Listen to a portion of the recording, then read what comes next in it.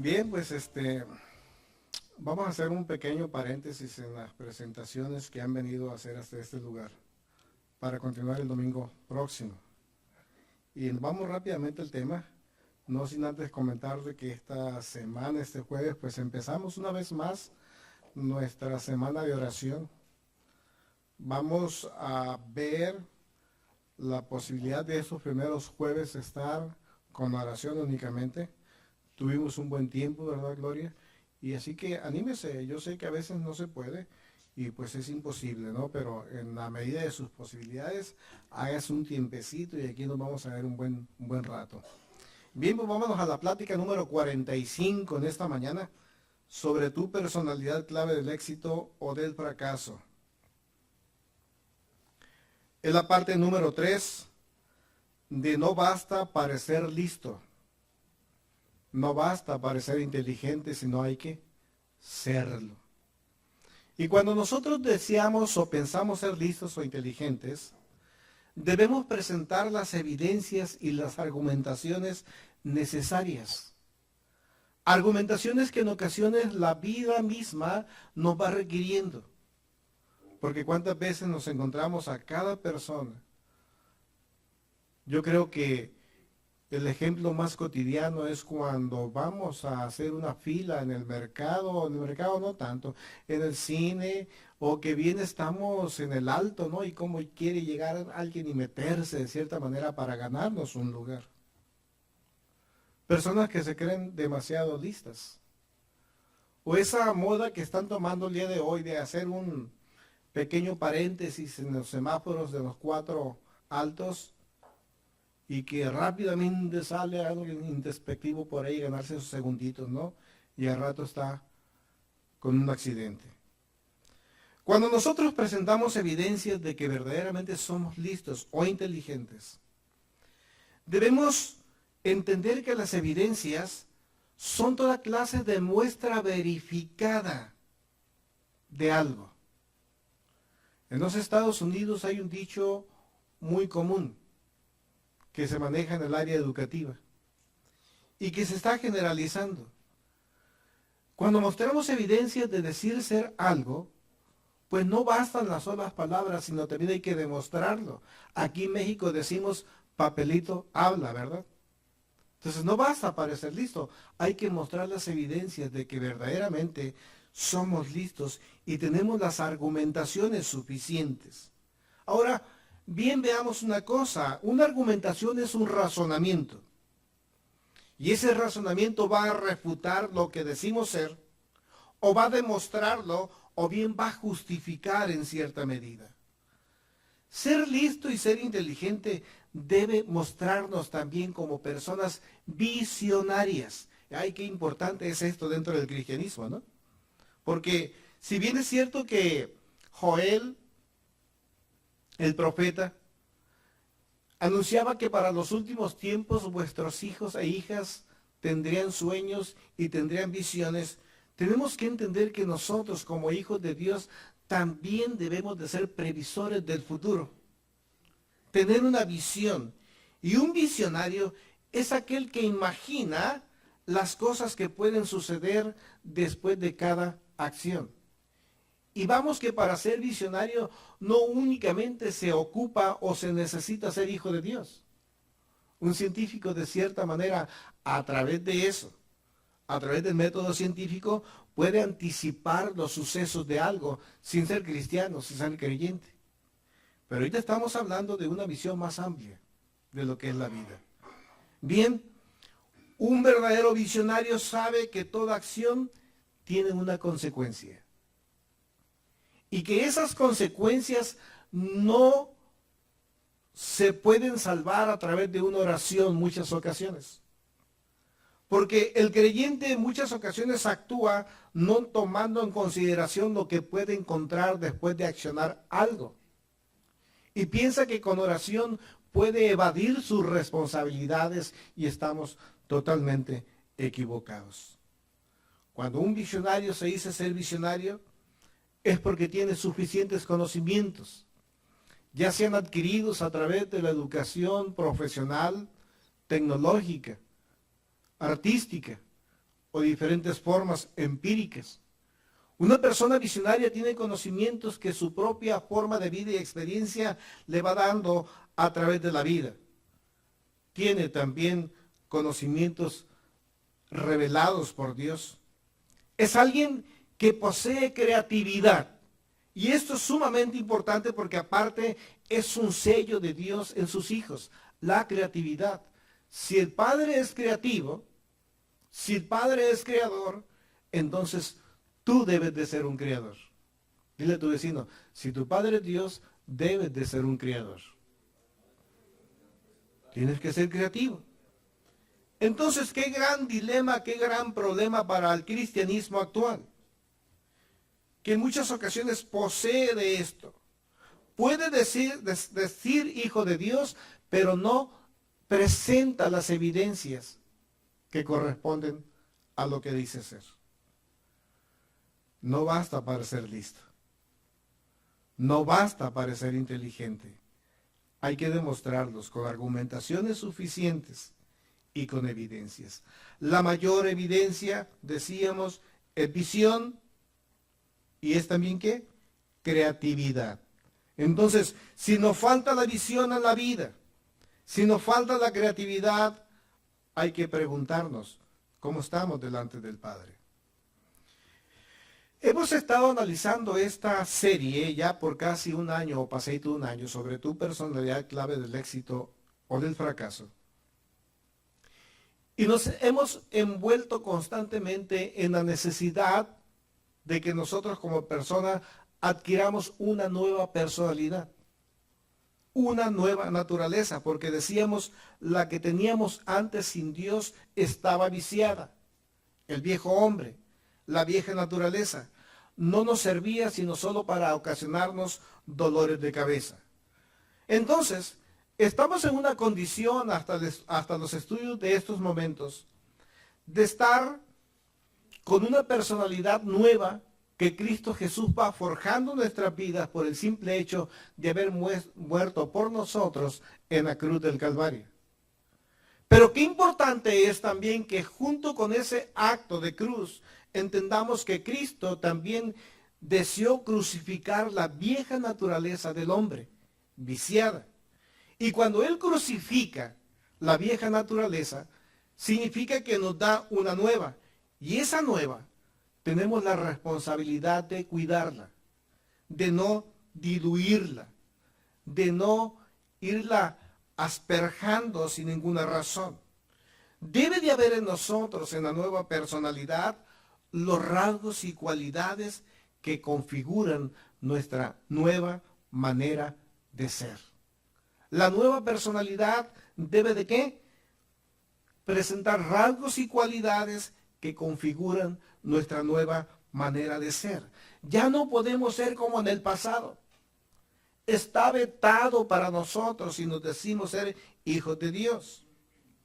Jesucristo entonces, decíamos, nos da una nueva personalidad que se hace visible. Dicen los grandes estudiosos que la personalidad se hace visible a través de la herencia genética en la vida de la persona. Y aquí yo quiero manejar una cosa que es interesante. Existe una teoría especulativa. Por cierto que todas las teorías son especulativas. Porque si bien pueden presentar argumentaciones, pueden presentar alguna clase de evidencias, no tienen alguna comprobación científica. Y teorías encontramos muchos, como por ejemplo con la que más luchamos como creyentes, la teoría de la evolución. ¿Qué es eso? Es una especulación que científicamente no se puede comprobar. ¿Y cuántas personas, como los agnósticos, como los mismos llamados ateos, dicen, mira, aquí hay algo que argumenta la no existencia de Dios, cuando no tienen las suficientes evidencias? Entonces, fíjese usted que la personalidad empieza a ser interesante en su investigación aproximadamente 400 o 500 años antes de Jesucristo. Y precisamente fue un doctor griego llamado Hipócrates, quien a través de alguna clase de conocimientos o inquietudes quiso decir él, voy a crear una teoría para poder justificar la personalidad del hombre. Y creó lo que se conoce como los 4 temperamentos que hasta el día de hoy, después de 25 siglos, siguen causando estragos en la vida del creyente y del hombre. Pero estoy hablando de 400 años antes de Jesús y 25 siglos en donde muchas personas más creyentes cristianos los tienen vigentes. El año pasado, precisamente la agencia rusa TV expone en su portal un nuevo concepto para definir la personalidad. Y dice RT que esto de los humores o de los tipos de temperamento, pues ya fue algo que quedó en el pasado. Han hecho nuevos descubrimientos, han hecho nuevas clasificaciones y ahora únicamente lo dejan también en 4, pero fíjate de qué manera. Dice que existe la personalidad de hombre promedio. Dice, en la humanidad hay promedios. La mayoría se comporta de esa forma. Otra clasificación es la de personas reservadas, que nada tiene que ver si te das cuenta. Hay personas que son modelos a seguir, que son ejemplos. Y como último, lo que causa más daño, existen personas egocéntricas. Septiembre de 2018. Echan por tierra 25 años de estudios o clasificación del temperamento a través de los estudios de Hipócrates. Entonces, significa esto que muchas de las personas justifican su manera de ser por lo que una persona equivocada hace 25 siglos dijo. Y no hemos querido entender los creyentes de las palabras bíblicas que Jesucristo nos habla de algo mucho más elevado. La Biblia nos dice que esto que Hipócrates ha descubierto o ha sacado a la palestra está totalmente equivocado. Él decía, bueno, pues si hay personas coléricas, se debe justificadamente a la clase de sangre que tienen. Si hay personas flemáticas, es por la clase de pulmones, las flemas y líquidos que tienen. Si hay personas viscerales, si hay personas coléricas, flemáticas, si hay melancólicas, se debe a la clase de bilis, del hígado o de páncreas. O sea que todos tenemos una justificación de ser porque somos. Y si a esto le añadimos que la personalidad se va definiendo por 2 temperamentos, entonces entendamos una cosa, ¿cómo estamos? Preguntémonos cómo estamos. La personalidad flemática va a involucrar a toda clase de personas que son de sangre fría, que son calmados en la toma de decisiones, apáticos e indiferentes. Y según se cree, desde este aspecto filosófico, y deja mencionarte entre paréntesis y entrecomillado filosófico, porque científicamente no fue aceptado y la psicología para este tiempo todavía no aparecía, se cree que estas personas flemáticas son las personas racionales, las intelectuales, pero que tienen ¿qué? Sangre fría, calmados en la toma de decisiones, apáticas e indiferentes, como que hay ciertas contradicciones. ¿Cómo una persona puede ser tan instruida? ¿Cómo una persona puede ser con alta clase de coeficiente intelectual teniendo estas características? Viene algo más. El temperamento sanguíneo, que son de humor variable, algunos son valientes, esperanzados y amorosos. Y aquí dice caben todos los que son artistas y artesanos. Ahí están, muchachos.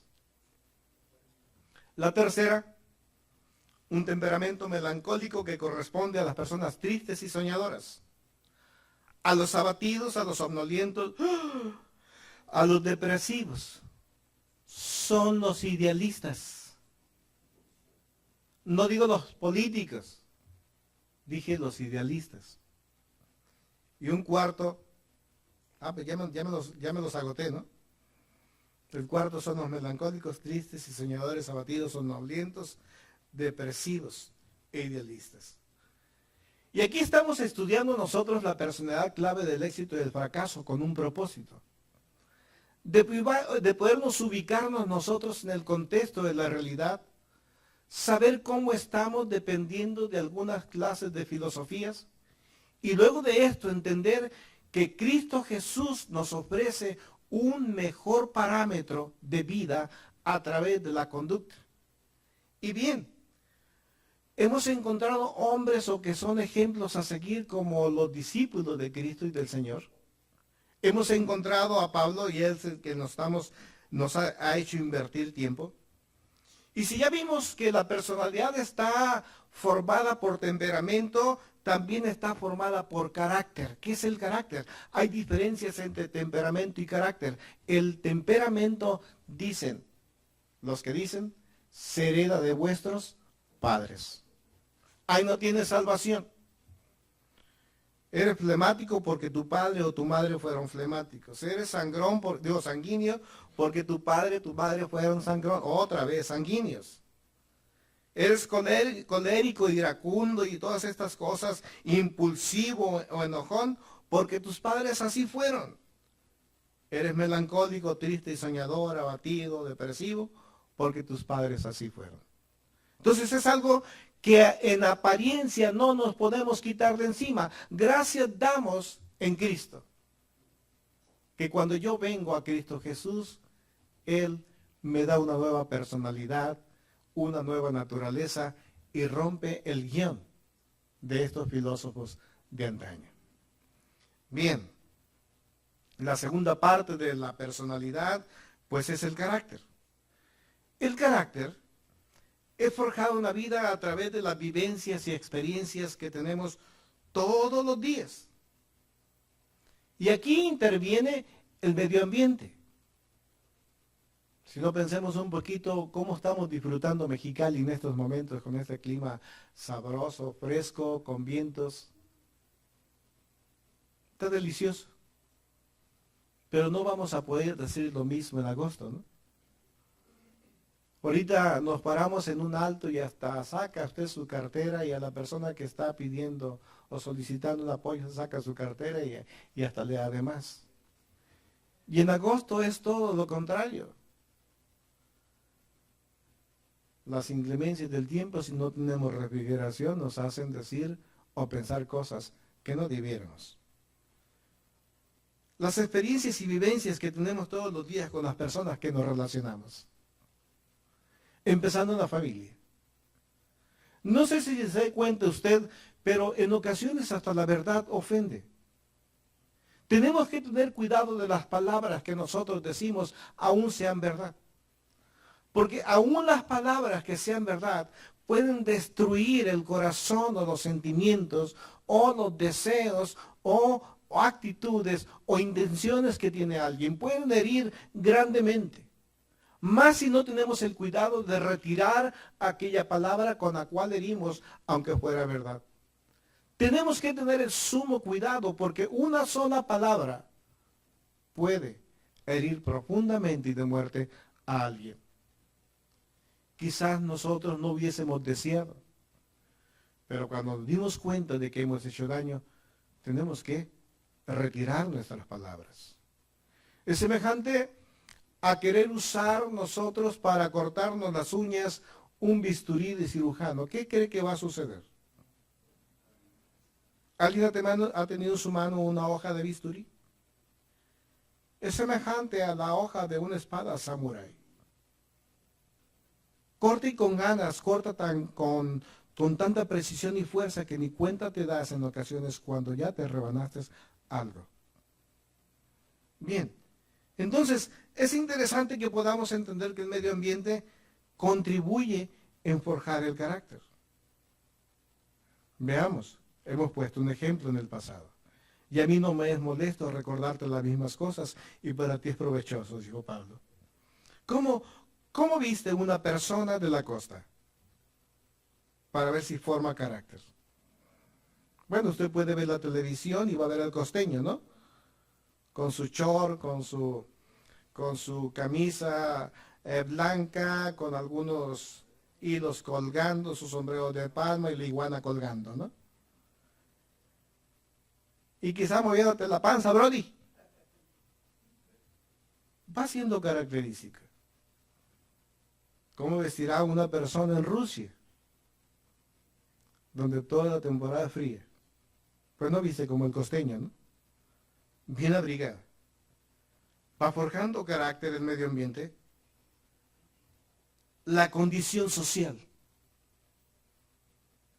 La condición política. Forja carácter. Ahorita que nosotros analizamos la cuestión política del país, vemos cómo unos son más troleadores que otros, ¿no? Ves a panistas, morenistas, priistas, de los verdes, de los rojos, azules y anaranjados, y te vas dando cuenta que cada quien tiene una clase de personalidad, tiene un tipo de carácter, que se va dando precisamente por la condición social y de preparación académica tal vez que ellos tengan. Es importante que la condición económica también la podamos incluir. Y cuando hablo yo de condición económica no hablo de dinero.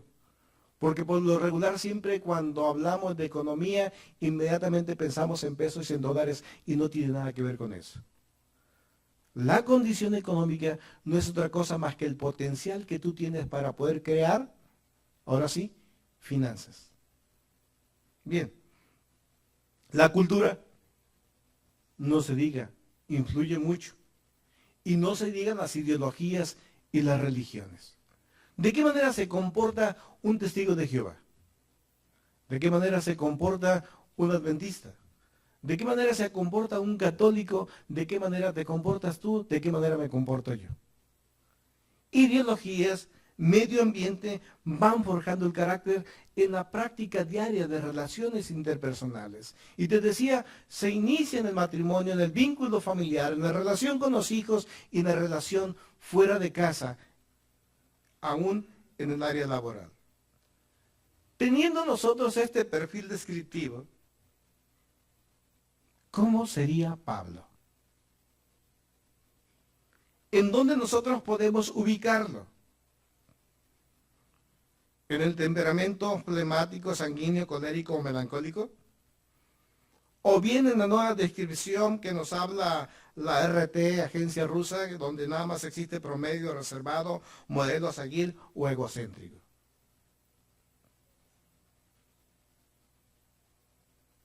Nos costaría trabajo. Yo quiero llamar la atención en algo que es importante. No estamos aquí, aunque tú pienses, para siempre buscar las cosas negras de los personajes bíblicos. Esa no es mi intención. Mi intención es que podamos entender que así como ellos fueron personas, tú también eres persona. Yo soy persona. Y que cada persona tiene un potencial para construir y destruir. Y que toda persona tiene un potencial para siempre tratar de ser mejor. Que nunca estamos completos y que, como lo decía Humberto, la vida enseña todos los días. El carácter es algo que se va forjando mientras el hombre tiene vida, nunca se para, nunca se para. No podemos decir nosotros que estamos completos el día de hoy porque tenemos 25 o 30 años en el Evangelio.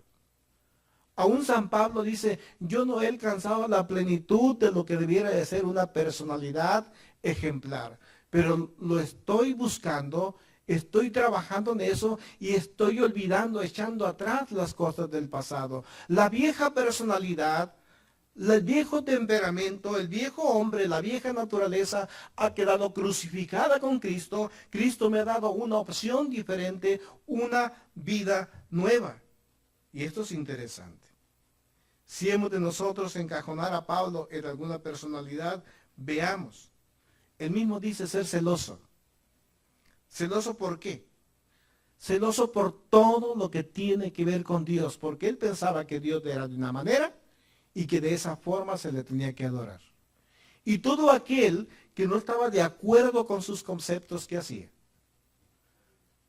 Dice, fui perseguidor de la iglesia. Perseguidor hasta del mismo Dios, del mismo Cristo que él amaba y trataba de servir.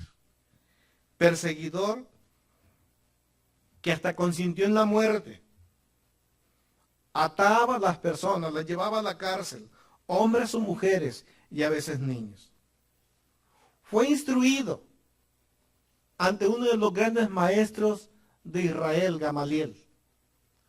Y para que pudiera alguna persona ser discípulo de Gamaliel, pues tenía que tener un poder económico, financiero demasiado alto. No cualquiera podía. Es como decir, yo voy a estudiar en el CETIS el día de hoy. Y imagínense que Gamaliel era el rector del CETIS. Entonces algunos tenían la posibilidad, otros no. Tenían una instrucción teológica y cultural muy alta. Entonces, era influyente, muy influyente, porque hemos visto cómo él tenía potencial financiero y potencial económico, muy preparado, y con una gran iniciativa. Pero también vemos algo que es importante, por lo que hemos leído hasta estos momentos en su propia voz. Era una persona sin piedad. ¿Podía ser él digno representante del reino de Dios? Grandes cualidades que hacen alusión a una clase de temperamentos, a una clase de personalidad, pero sin piedad, sin benignidad, sin misericordia. Creo que de cierta manera él creó la orden de los caballeros de Pablo. Así como el día de hoy o siglos pasados, para todavía órdenes, ¿no? La orden jesuita, la orden de los caballeros templarios, él creó la orden de Pablo.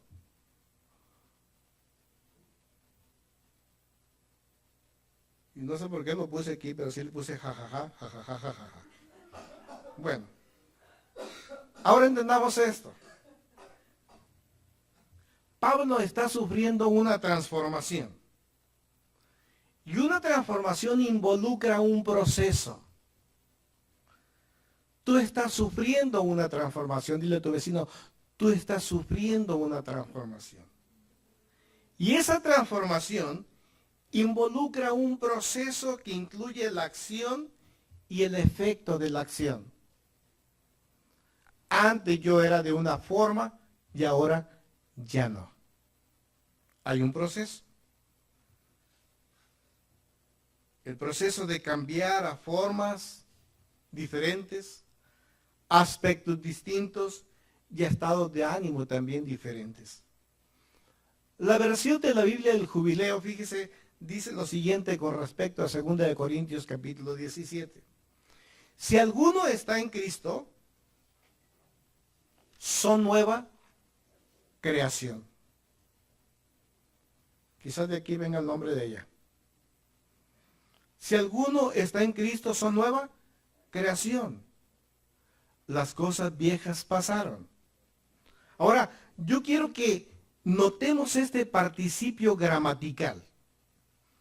Dice, he aquí, todo es hecho nuevo.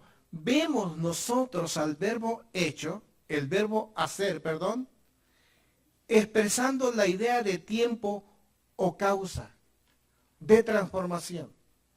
¿Qué pasa con una clase de cristianismo que quiere nosotros culparnos de que no hayamos cambiado? Porque la palabra dice, si alguno está en Cristo, algunas versiones diferentes, nueva criatura es, las cosas viejas pasaron, todo ha sido nuevo, todo ha sido hecho nuevo. Entonces, ¿por qué me sigo comportando con la vieja naturaleza? Porque no entendemos el participio. Ahora todo es hecho nuevo. No hemos entendido que esto lleva un proceso. Y que ese proceso se va formalizando a través de las experiencias diarias. ¿Cuántas ocasiones nosotros hemos dicho lo siguiente? Señor, dame paciencia. ¿Qué es lo que viene a nuestra mente que va a venir? A ver, por favor. Cuando tú le pides paciencia a Dios, ¿qué es lo que crees que va a venir hacia tu vida? ¿Cómo? Problemas. No esperes una actitud de que ahora ya estoy calmado. Tú pides la paciencia a Dios y entonces dice el Señor, está bien, ahí voy. Que vengan problemas a tu vida para que esos problemas te vayan quitando las asperezas que tienes del ser de un temperamento difícil. A veces o en ocasiones no sabemos qué es lo que pedimos, ¿no? Pablo, hasta este momento está haciendo buenas cosas, nos narra el capítulo 21. Está evangelizando. Ya tiene 3 viajes misioneros lejos, lejos, lejos de Jerusalén. En esos viajes se encontró muchos peligros. Está exponiendo su cuerpo, está exponiendo sus emociones, su alma, pero a la vez está perfeccionando su carácter por medio del Espíritu. Sobre todo sabemos que está agradando a Dios. Y el Señor a todo aquel que le agrada le da dirección y le da guianza. Depende de nosotros si tú quieres tomar esa dirección y esa guianza. Ahora, ¿para qué querrá una persona guianza y dirección? A ver, es una pregunta. Ubíquese en un automóvil. ¿Para qué el automóvil ocupa un volante? A ver. ¿Para qué? Para ser dirigido. ¿Lo ha soltado el volante cuando va caminando y su carro no está alineado? ¿Qué pasa? Se va hacia algún costado, algún lugar sin rumbo, ¿no? Puede salir de la calle, puede salir de la carretera y le va a causar un gran accidente. Un accidente que puede pasar desde un susto hacia algo más grave. Entonces, ¿yo para qué quiero la guianza del Espíritu Santo? ¿Para qué quiero la dirección de Dios? Para ser prevenido de situaciones difíciles. Ahora, yo quiero que observemos una cosa que hemos venido analizando. Pablo, siendo guiado por el Espíritu, siendo guiado por Dios, está siendo anticipado por Dios mismo de supuestos peligros que pueden venir a atentar contra su propia vida. ¿Recuerdan aquel evento donde tiene que ser salido colgado de un canasto? Y ahí no dudó, él sabía que aquellas personas de aquella ciudad eran verdaderamente hostiles y de que su vida estaba en peligro. Dijo, mejor aquí nos vemos. Fue deslizado por un muro, ¿no? Huye. Y vemos como Pablo, una vez más, es dirigido por Dios y le dice, Pablo, no vayas hacia tal lugar porque hay cosas difíciles para ti. ¿Y qué hace Pablo? ¿Se abstiene de ir hacia donde Dios le dice o va? Va. Y cuando va, ¿qué se encuentra? Después de no ser recibido con su testimonio, apedreado, golpeado, en riesgo su vida. Pero Dios le está anticipando. ¿A qué se debe de que Pablo, de cierta manera, está desobedeciendo a Dios? Y caben aquí hacernos 2 preguntas. O Dios lo está desafiando para sacar de él esa fuerza del temperamento pasado, o definitivamente él está haciendo su parte, lo que él quiere, porque hay rasgos de su personalidad pasada que no logra superar. Está en un proceso. Esto sucede mucho con nosotros de aspectos más livianos. Mira, parece que en ciertas ocasiones decía que cuando nosotros en cierto momento de nuestras vidas pertenecemos a algunas agrupaciones, nos volvemos disciplinados a lo que dicta aquella organización. Me acuerdo cuando teníamos equipo de fútbol aquí, en Palabra en Acción, hace un tiempo, cuando estábamos en aquel ministerio. Y en ocasiones en agosto nos ponían partidos a la 1 de la tarde. Éramos aproximadamente 22 personas las que jugábamos o integrábamos el equipo. ¿Cuántas personas crees tú que había para ese partido en agosto a la 1 de la tarde? 30. Hasta el niño del tambor hacía presencia ahí. ¿Se acuerdan? Si usted camina por algunas calles de la ciudad de Mexicali, se va a encontrar algunas mandas. Karate, Chito, Kwan y no sé, Kung Fu. Cuarto Dan, Chung Kun. ¿Sí? Y dice reactivando los valores o formando valores. Ellos tienen valores, tienen disciplinas.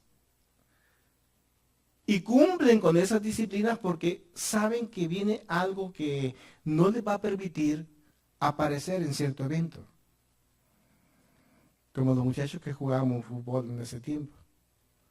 Si no se presentaban, bueno, jugaban.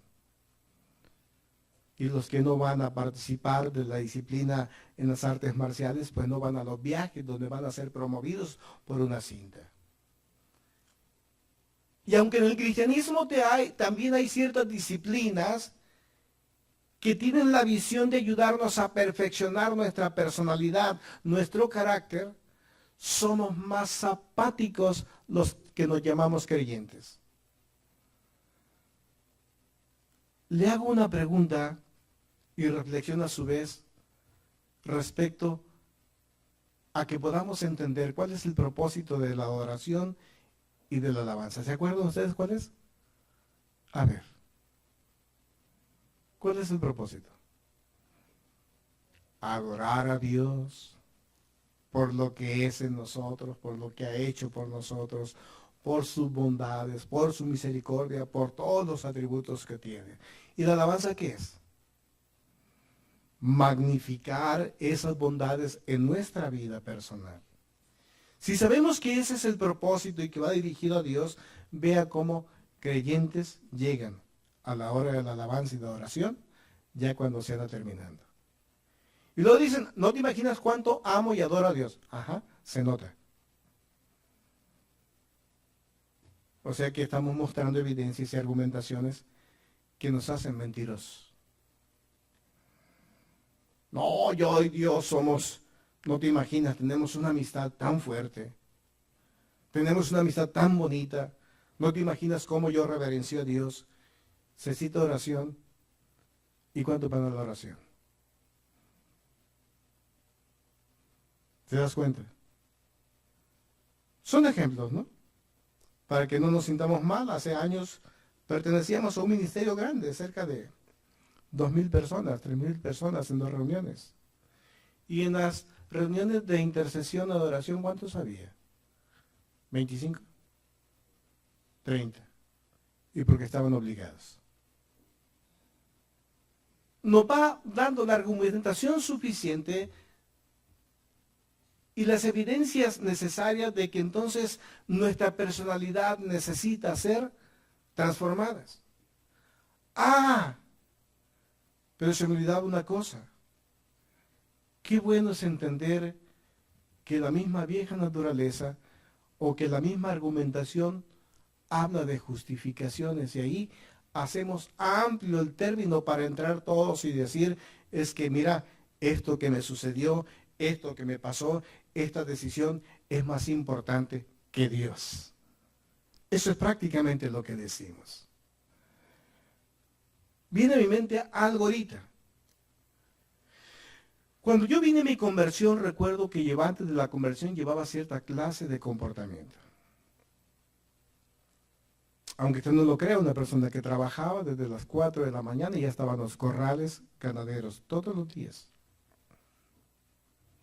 Salía a las 10 de la mañana de los corrales, 11 de la mañana, iba a dormitar o a otros lugares y a las 4 volvía a estar a los corrales hasta las 8, 9 de la noche. Y si era necesario en la madrugada, ahí estaba también, era mi pasión.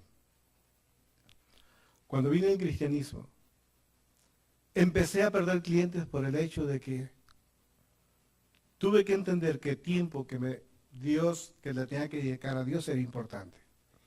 Y que si Dios había venido a mi vida, darme una oportunidad y transformar verdaderamente mi forma de ser, yo tenía que ocuparle para darle tiempo a Dios y que siguiera trabajando en mí. Un día uno de los grandes ganaderos jóvenes de la región, del cual yo estaba encargado de su rancho, llega a las 11 de la mañana tocando la puerta de la iglesia para decirme: tengo unos animales muy enfermos, vámonos. Sí, nada más que yo salgo a la 1. Así. ¿Te das cuenta de lo que estás diciendo? ¿Te das cuenta que está por medio de tu trabajo? Sí, sí me doy cuenta. Y me doy cuenta también de que Dios es fiel. Y me doy cuenta de que Dios también promociona y ayuda, fortalece y cierra y abre puertas. Lo vimos en septiembre en Nayarit, en un puesto de tacos. No le había vuelto a ver después de 25 años, o quizás 28 de ese evento. La relación de plática fue, en su caso, para mí una alegría verlo sentado en una taquería consumiendo, y de él de una manera indiferente. Hola, ¿cómo estás? Y punto. Porque hay personas que no les importa tu nueva personalidad. Hay personas que no les interesa cuáles son sus intereses. Y hay personas que tampoco les interesan sus propios intereses. Y tú tienes que empezar, o tienes que dejar que ese proceso de transformación que Dios ha iniciado cuando vino Cristo Jesús en tu vida, se dé.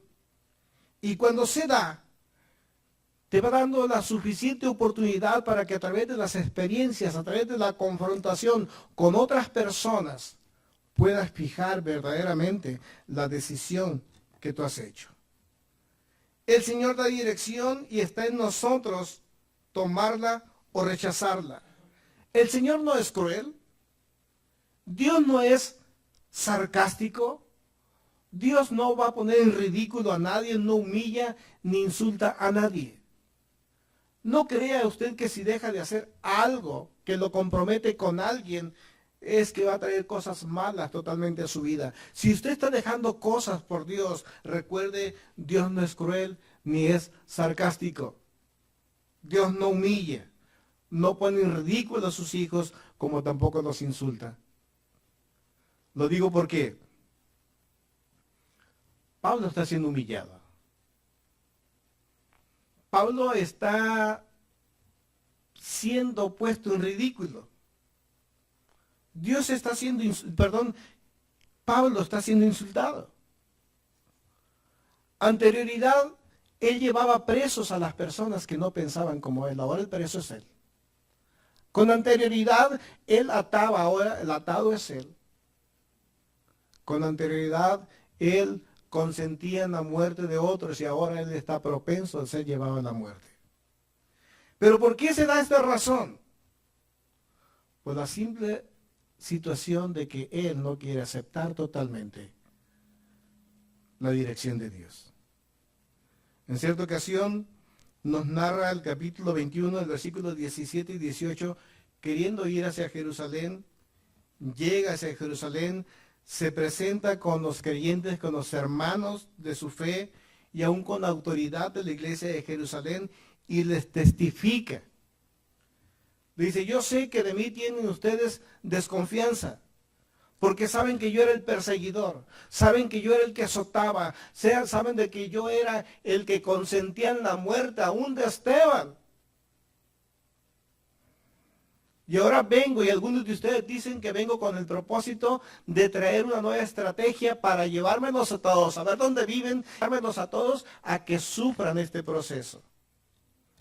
¿Qué dicen sus hermanos? Está bien, te creemos, dice lo que estás diciendo. Qué suave, le dijeron. Pero, ¿qué hay de lo que dicen de ti? Enseñas a apostar a Moisés, no circuncidas, no guardas la ley de Dios. Y él dice: depende. ¿Cómo que depende? Recuerden que en cierta ocasión Pablo estaba recriminándole la actitud a Pedro por lo que Pedro hacía. Decía, en cierta ocasión Pedro se juntaba con los gentiles, hacía con lo de los gentiles, y cuando estaba con los judíos, hacía lo de los judíos. O sea que estaban dos aguas. Dice Pedro, no es cierto. ¿Cómo no? Yo te vi, dijo, yo te vi. Te vi cuando agarrabas el taco, la tortilla, le ponía chicharrón de puerco y mucho chilito, ¿no? ¿Cómo que no? Yo te vi, le dice. ¿Vale? Era un gran pecado comer carne de puerco, ¿no? Para los judíos. ¿Qué pasa en otra ocasión? Dice, Pedro, estás queriendo circuncidar a los gentiles. ¿Y qué pasa en otra gran ocasión? ¿Qué acaso no está circuncidando Pablo a otros también? ¿No está haciendo lo que él está tratando que otros eviten? ¿Qué dice Pablo? Síganme a mí, que yo soy seguidor de Cristo. Pero no es el Pablo que Dios le dice, no vayas por ahí. Dice, sí, Señor, sí voy. Pablo, no vayas a Jerusalén. Claro que voy a Jerusalén. Si ya tengo que ir porque ya tengo los que me conocen. Tengo que ir a compartirles, no te imaginas ese gran deseo y capacidad que yo tengo para poder convertir a las personas que me escuchen. Claro que voy a ir. Llega pues con esas personas a Jerusalén y el consejo que le dan, dijo, para que te quites esa estigma que tienen las personas de ti en Jerusalén, pues aquí hay 4 personas que tienen que ser purificadas. Llévalas al templo, córtales el pelo y tú pagas los gastos que genera la purificación. Y lo hace. Prácticamente le dijeron, sigue ese rollo. Vea la purificación. Oye, pero ¿qué no es el Pablo que está entendiendo que Cristo Jesús en la cruz del Calvario vino a desatar o atar o a destruir todas estas clases que tenían que ver con los rituales de purificación? ¿Y por qué ahora se está sometiendo a lo que está tratando de evitar? Alguien dijo esa estrategia. Y pensemos que esa estrategia. ¿Qué es lo que hace la iglesia de Jerusalén cuando ve que Pablo llega con aquellos 4? Mira, es una persona que amenaza, es una persona que daña y todavía es una persona sacrílega. Trajo a paganos a involucrarse en el templo. Y él mismo dice de su propia voz, dice, 7 días duraba la purificación y en esos 7 días, una vez más, el Espíritu de Dios le habló a Pablo. Le dijo, Pablo, vete de este lugar, vete de Jerusalén en los 7 días. Porque tú vas a hablarle, a testificarle a estas personas, pero ellos no van a recibir tu testimonio y no te imaginas en la que te vas a meter. Yo te voy a enviar lejos hacia un pueblo gentil. No, me quedo, dijo Pablo. ¿Qué sucede con nosotros? ¿Que acaso en ocasiones no somos así? ¿Que acaso no hablamos de la sensibilidad, como Dios nos habla a tener su palabra escrita, la leemos y si nos va a hacer algo? Y sucede que la sensibilidad se va transformando más bien en un encallecimiento de nuestro corazón, más en hacernos sensibles. Y el sensible es aquel que siente con mucha facilidad. Y déjame decirte lo siguiente, cuando una persona empieza a dar los primeros pasos de obediencia a Dios, se va haciendo más sensible y con más consecuencia, Dios le habla más rutinariamente, con más facilidad. ¿Por qué? Porque estás agudizando una práctica. Es como cualquier clase de trabajo manual que haces, o intelectual. Al principio se nos dificulta, ¿sí o no? Pero con el paso del tiempo, de la práctica, se nos hace más fácil. Y así es nosotros la relación con Dios y escuchar la voz de Dios. En un principio puede ser difícil, hasta podemos dudarla, pero cuando vamos siendo sensibles, cuando vamos practicando, entonces el Señor empieza a hablar más. ¿Te hace más virtuoso? ¿Oh? Te hace virtuoso. Gracias. Entonces, es interesante. Y Pablo tenía esta cualidad. Sabía escuchar. Sabía obedecer. Pero su vieja naturaleza seguía golpeando. Por esta razón escribió más tarde a los romanos: miserable de mí, hago lo que yo no quiero hacer. Obedecer a Dios está en mi ser interno, pero mi ley, en mi cuerpo hay una ley que me lleva atado al pecado. Es algo de lo que pasa cotidianamente con nosotros. Tú quieres obedecer. Mira, hace tiempo nosotros, te voy a poner de ejemplo, Gloria. ¿Sí me permites? Hace tiempo, a lo mejor me voy a equivocar, tú me dices. Recuerdo que en cierta ocasión platicamos y me decías: ¿qué pasa si una persona trabaja los domingos? ¿Sí? ¿Qué pasa? Bueno, pues no pasa nada, pero tú tienes que procurar zafarte del domingo. Y se vuelve tan difícil.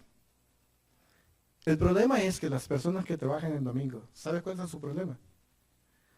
Que no accionan fe. No pueden ir con su jefe inmediato y decirle: ¿sabes qué? Quiero hacer un cambio. Quiero hacer una negociación porque ese es un día espiritual, ese es un día de conciencia para mí. Vamos negociando. ¿Cómo negocias? Me quedo 1 hora más en el trabajo para pagarte las horas del domingo. Voy a ser el empleado más puntual, el empleado más dedicado en el trabajo. ¿Y sabes qué pasa? Dios respalda. Y no es el caso de aquella ocasión únicamente, Gloria, porque los domingos se terminaron. Tenías temor, ¿no? ¿Te acuerdas? Y ese temor sigue contigo, Gloria. Bendito sea Dios.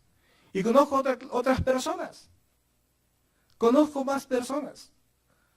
Una era contador en la Secretaría de Gobernación, Delegación Mexicana, Baja California. Pero él no gerenció ni tampoco negoció el domingo. Él era sabático, era adventista. ¿Qué dijeron? No, pues por necesidades, mi hijo, como tenemos que tener abierto la oficina toda la semana, claro que te damos el sábado. Y te haces representante de delegación el domingo. Cambian de delegado a los años y ahora dicen: señor, usted no puede trabajar el domingo, usted tiene que trabajar el sábado. No, mira, por motivos de conciencia será, Juana, o lo que tú quieras. Firme su renuncia si va a seguir con la actitud. Ni modo, la firmo. Firmó su renuncia, como a los 2 meses le llaman: ¿sabe qué? Lo necesitamos en la oficina con el horario que antes tenía. ¿Qué nos falta a nosotros? Accionar fe. Creer verdaderamente que las cosas pueden suceder. Que Dios no es sarcástico ni es cruel. Que Dios no te va a pedir algo que tú no puedas lograr. Las cosas no se logran en ocasiones simple y sencillamente porque no tienes el interés. Bien, entonces, ahí está Pablo. Dice: vete, date prisa. Sal de Jerusalén porque no te van a recibir tu testimonio acerca de mí. ¿Y qué hace? Se queda. ¿Cuántas veces escuchamos esa voz? No vayas con el patrón. A lo mejor tienes entre semana la necesidad de algo porque alguien está enfermo, porque ocupas un tiempo, no sé. No voy con mi jefe inmediato porque me lo va a negar. ¿Lo has intentado? ¿Y si no te lo niega? Mira, hace años atrás, cuando estaba en Nayarit todavía, yo miraba a muchos misioneros norteamericanos. Y cuando se presentaban allá, norteamericanos, me acuerdo que unos europeos también, duraban hasta 6 meses en misiones. Y la pregunta era: bueno, ¿y estos no trabajan o qué onda? No, pues eran ingenieros, doctores. Claro que trabajamos, uno decía: trabajo para el gobierno de los Estados Unidos. Pero ¿por qué están 6 meses aquí? Bueno, hacemos negociaciones con el gobierno. Cuando llegue voy a justificar con trabajo y con responsabilidad ese tiempo que me han brindado. Negociaciones. Pablo habla de evidencias de que verdaderamente está siendo transformado. Y te decía, el participio gramatical he aquí, todo es hecho nuevo. El verbo ser expresa la idea de tiempo y causa, que afecta la transformación que Dios está obrando a través de Cristo Jesús en nuestras vidas. Entonces, hay los rasgos de una nueva personalidad que se obtienen. Fíjese usted, escuche bien. Se obtienen los rasgos de una nueva personalidad o se fijan en la persona de algo, de alguien, y cuando se fijan se hacen visibles a través de mantenerse en la confrontación. Y no quiero decir con esto que te la pases peleando o que tengas que pelear, sino que puedas entender que detrás de cada acción hay una reacción. A lo mejor tú pides permiso, estábamos tocando el tema del domingo, y te lo van a negar. Pero lo intentaste. ¿Sí me lo entendieron?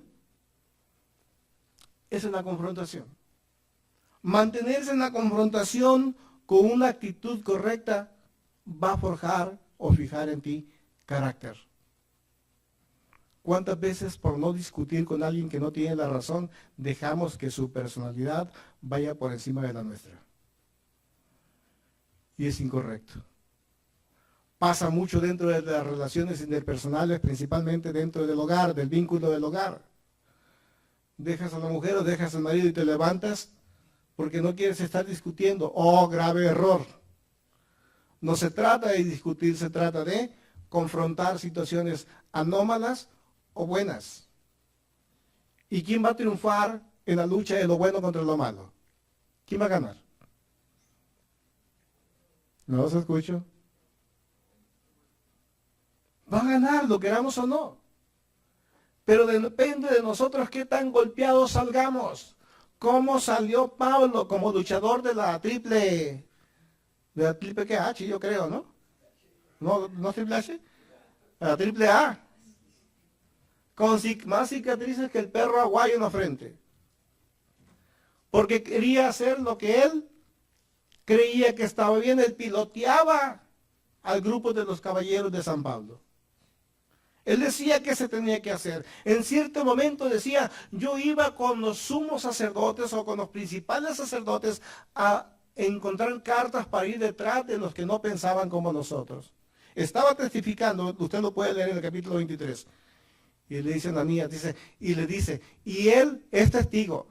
¡Pah! Viene el bofetón, dijo, ya me ventaneaste, le dijo el sumo sacerdote.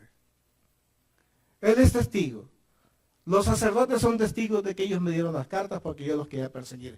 ¿En qué momento dijeron, Pablo va a perseguir a los nuevos creyentes? En ningún momento. Él tenía iniciativa. Él tenía iniciativa de ir a los 3 viajes misioneros. Él tenía iniciativa de ir a Jerusalén cuando Dios le dice, te voy a enviar a Roma, prepárate para que vayas a Roma, no a Jerusalén. No, Señor, espérate. Primero voy a ir. Primero voy a Nueva Creación. A Roma, no, Nueva Creación. Y ya ves la historia. Bien. Pablo tiene evidencias.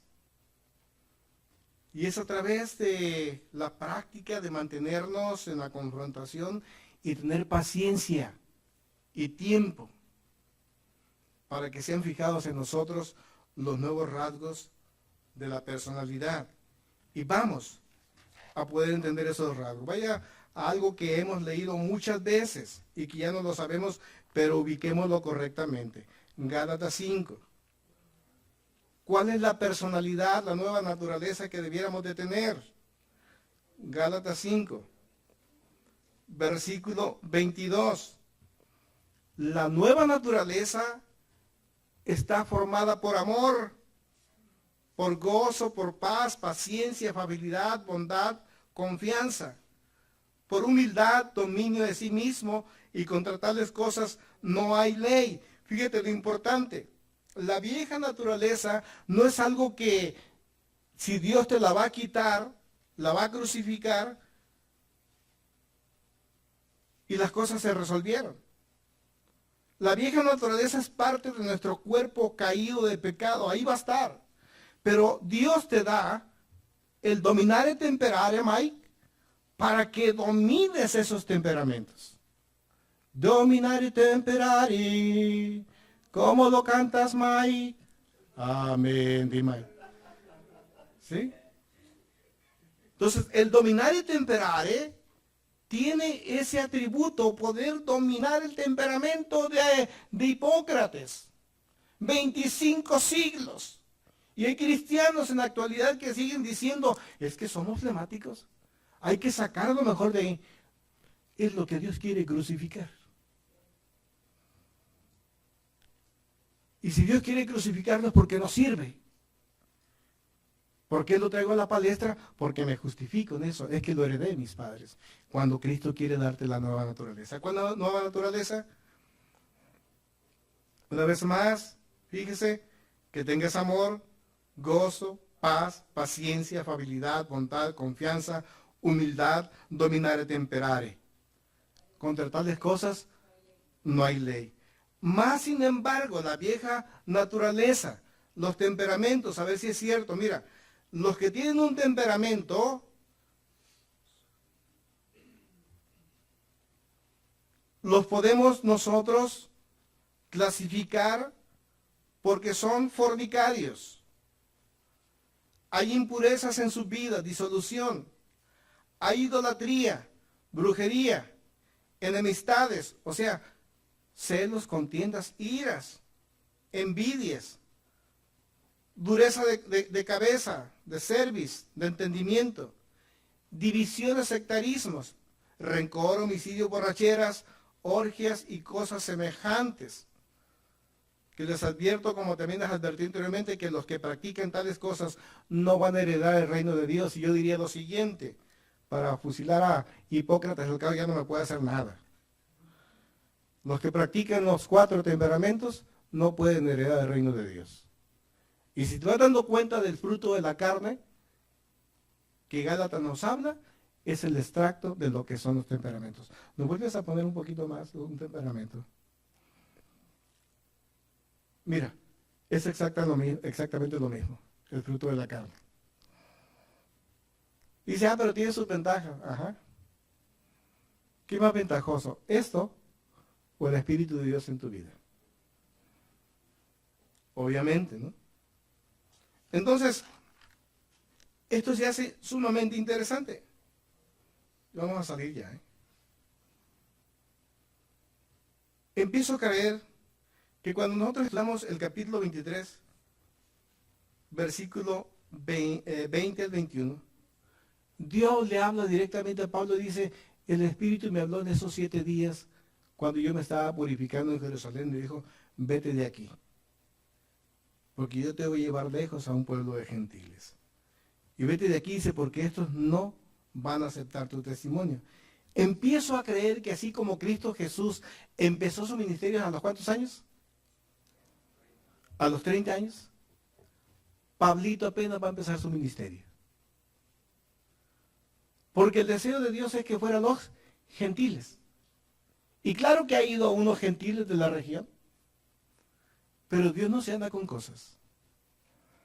Dios quería usar al imperio romano para que fuera Roma quien expandiera el evangelio. A ver si no me fusilan algunos que van a escuchar esta plática. Entonces, vamos a una cosa, Roma es quien puede darle un concepto de catolicismo o de universalidad al evangelio. Era el imperio. Y Pablo quiere que llegue ahí. Al grado de que nosotros no hubiéramos conocido el evangelio si no ha sido por Roma, por la conquista española. ¿Qué es lo que pasa? Tú puedes decir, oye, pero está todo muy torcido, está todo muy mal. Sí, claro, es cierto. Hoy somos nosotros quienes debemos darle fidedignidad al evangelio. Por eso es que no podemos ir contra la fe del catolicismo. Porque fue sembrada una semilla. Se habla del mismo Dios, creador del cielo y de la tierra. Que hay cosas satelitales que desvían esa fe, eso es otra cosa. Pero para eso no, me tiene a ti, te tiene a ti y me tiene a mí. para poder usar la fe y enderezar. Somos nosotros quienes tenemos que entender o darle de conocer a las personas qué tan digna es su fe. Pablo escribía más tarde, hay algunos que siembran, dice, yo he sembrado. Y no te des cuenta, pero el ministerio ha sembrado en muchas personas. Pregúntate dónde están ahora esas personas. Algunos son apostólicos, algunos son adventistas, algunos son mesiánicos, algunos son payasos, algunos andan en otras cosas. Pero nos ha dejado sembrar. El problema viene que después, Pablo también dice, hay otros que la riegan. Digo, otros riegan, ¿no? La semilla. ¿Y cuánto hay personas que la riegan? Espero en Dios que abras tu mente y no seas tú de esas personas que nomás la están regando. Porque entonces quien va a cosechar no seremos nosotros, ni será el dueño de la era, sino otro. Terminando, por favor. En 1 Samuel, capítulo 10, versículo 9, encontramos que,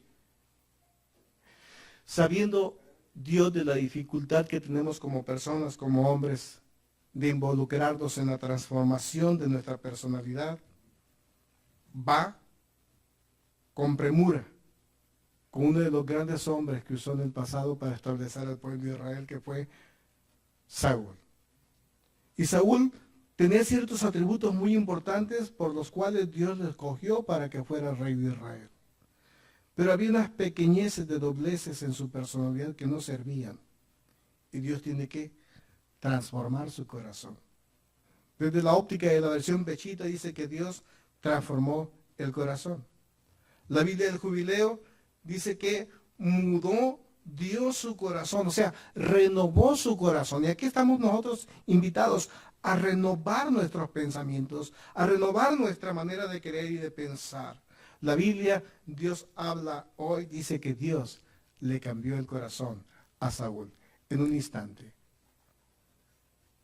¿Cuánto le duró este proyecto de cambio a Saúl? Muy poco. Vemos después lo que sucede con él. Pero Dios lo vuelve a hacer nuevamente con David. Transforma el corazón de David. Dios desea entonces involucrarnos en esta dinámica de cambiar nuestro corazón, de transformar nuestra mente, de transformar nuestro ser interno, nuestro ser interior, de crucificar nuestra vieja naturaleza, el temperamento viciado, carnal, que solo ha traído problemas para nuestras vidas. Pero sabe Dios también que cuando tú tomas el proceso y lo inicia, no lo termina de inmediato, sino que es progresivo. Porque cuando Dios empieza la obra en una persona, no la suelta hacia su perfección, hasta su perfección.